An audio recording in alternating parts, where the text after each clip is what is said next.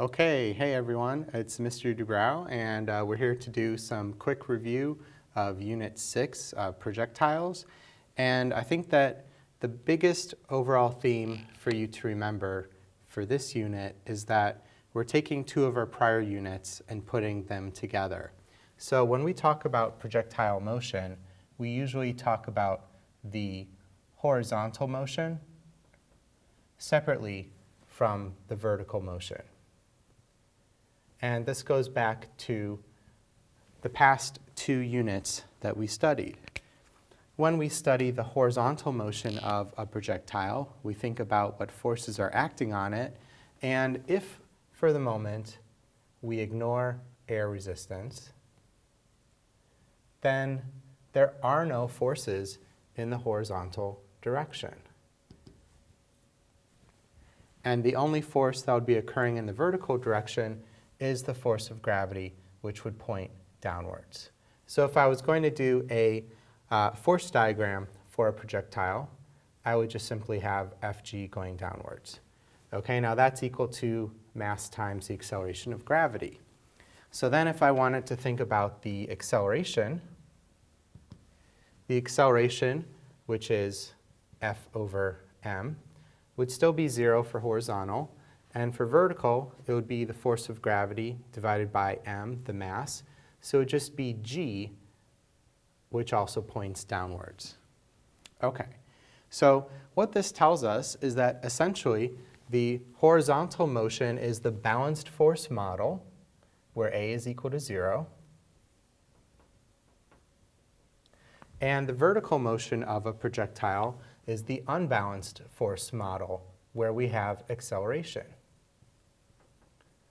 And that's kind of the key to understand to really sort of get at the heart of the entire idea of projectiles. Okay, so now we can start to dig into some of the details here, and we can talk about things like the velocity. And we can say that the horizontal velocity is therefore going to be constant.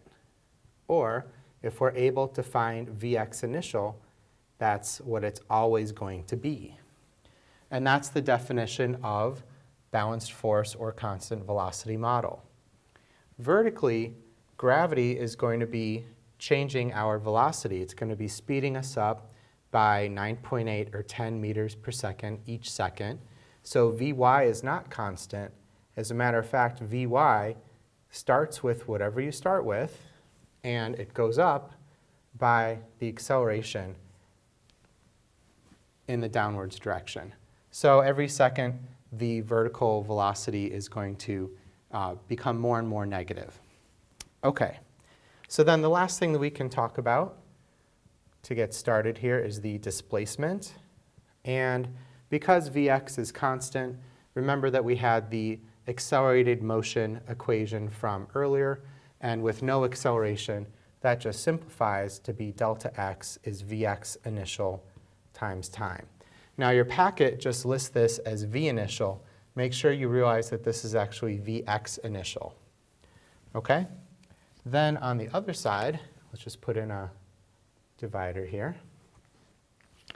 The vertical motion is going to be that first term if we have initial velocity plus our term from acceleration, so 1/2 at squared. Okay? Additionally, to help us solve projectile problems, we sometimes use the forgotten equation in the y direction. So Vy final squared is equal to Vy initial squared plus 2g delta y. Okay, now in all of these things, you have to be very careful about your positive and negative directions for vertical motion. Horizontal, we usually just say that forwards, I guess that would be this way for you guys, that would be the positive direction. But vertical, you have to pick, and you just have to be consistent. So if you say that downwards is positive and something is fired at an angle upwards, then Vy initial has to be negative, and vice versa. If you say that downwards is negative, then the acceleration is negative. Okay, so now let's talk a little bit more about the path of a projectile and the three different types of projectile problems that we see. So first of all, the path of the projectile is called the trajectory. And in general, it's going to follow a parabola, okay? And at any point along this parabola, something very important to understand is that the total velocity is going to be tangent to that path, okay? So v is tangent to the path. Now that velocity is made up of two parts. It's made up of vy at that moment and vx at that moment. And as we've talked about previously, vx won't change. So if you know what you started with, that's what you're always going to have. And vy is going to change according to my acceleration equation. So if I know what I started with and I know how much time, I plug in gravity here, and I can find what vy is at any time. So then I can solve for the total velocity using Pythagorean theorem. Okay. So a couple tips on solving projectile problems. They usually come in one of three flavors. The first flavor is what we call the horizontal launch, and we saw a lot of those on the worksheet 2 problems. And for that one, that's like you have a ball that's rolling off a table, and it goes in a parabolic arc like this. And I'll step off to the side to see that. Okay. So here's kind of the key for the horizontal launch problems, that vy initial is 0. Okay? And then we're able to just set up our two equations for delta y and delta x. And then we can solve for whatever we need. Okay? One thing to keep in mind for all these projectile problems is that both types of motion, horizontal and vertical, are happening at the same time. So t is the only variable that these two motions have in common. Okay, so our first type is our horizontal launch. Our second type is what we're going to call delta y equals 0. So this is where I have a level surface. Something starts there and goes up and comes back down. Okay, the only trick to solving these problems is knowing that if you have a v initial, you have to split that up into vx initial and vy initial using cosine of this angle and sine of the angle.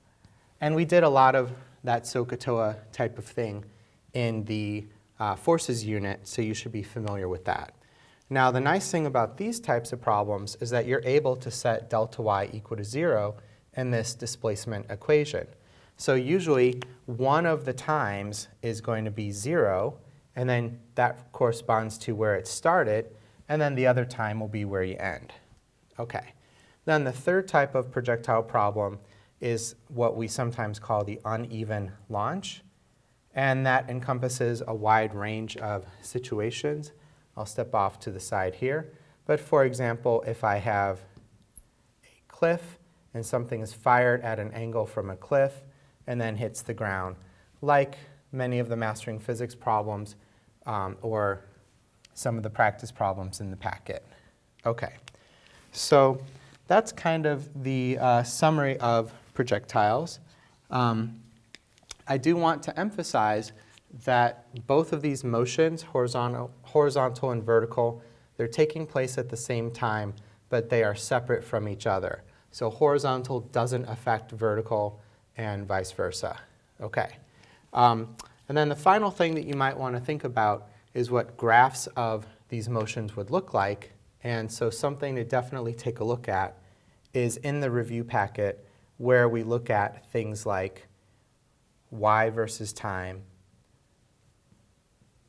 and vy versus time.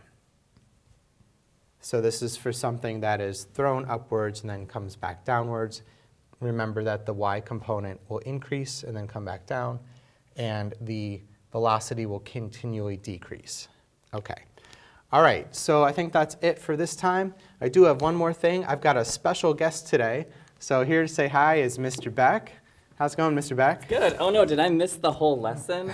But oh, you're doing projectiles? Speaking of projectiles, I just flew in and man, my arms are tired.